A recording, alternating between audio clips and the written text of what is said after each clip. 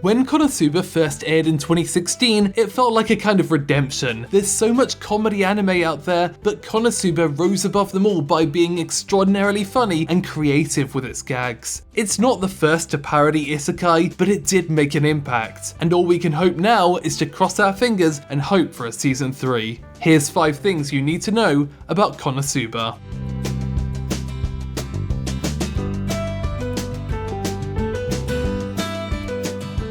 As you might expect, Konosuba is a parody of both classic RPGs like Dragon Quest and the tabletop RPGs that predated them. And to celebrate these inspirations, they've made both a dungeon crawling RPG and a tabletop RPG based on the series. One of the trademark parts of the tabletop RPG is the option to use cheats. The manual specifically states that these aren't meant for people who want a serious game, but they're there for those that want a bit of over-the-top nonsense. Each cheat also has a demerit and are based on the characters in the game. For instance, you can be like Darkness with the ability Euphoric Suffering, which will let you absorb a hit, but also, because you're enjoying it so much, you're not trying to evade anymore. The more your cheats help, the more they hinder.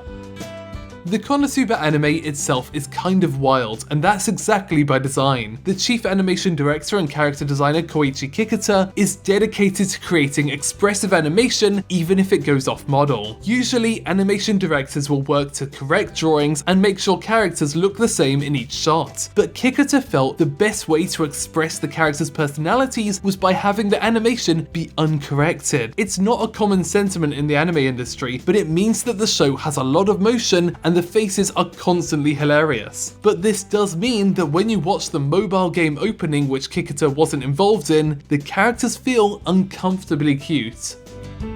I mentioned that Kikuta wasn't too interested in consistency, but that also meant that he had a habit to go a bit over the top, as he himself admits. One of his personal rules about characters with large breasts is that he felt they should constantly move. But this kind of got out of hand as the show went on, and in episode 9, one that he had total creative control over, there was a ridiculous amount of movement, and as was later noted to him, Darkness's breasts had continued to grow throughout the show as a result of a lack of animation correction.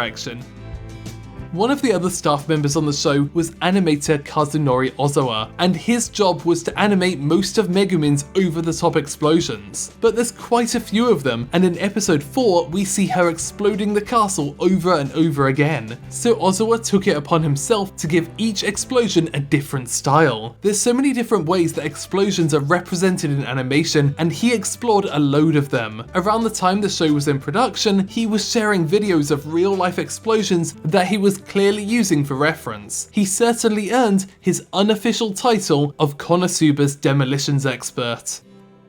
Voice acting can be exhausting work, but it only gets harder when you're voicing Aqua, a character that seems to spend most of her time on screen screaming. During an interview, voice actress Sora Amamiya mentioned that she wanted to voice Aqua for as long as she can, and when asked to clarify, she said that voicing her is particularly physically demanding, requiring a lot of lung capacity, physical fitness, and strong muscles. At the same time, since Japanese voice actors perform together, she has to constantly be working out the funniest way to deliver these lines while her co-stars are performing. But even with all this hard work, she still wants to continue working on the show.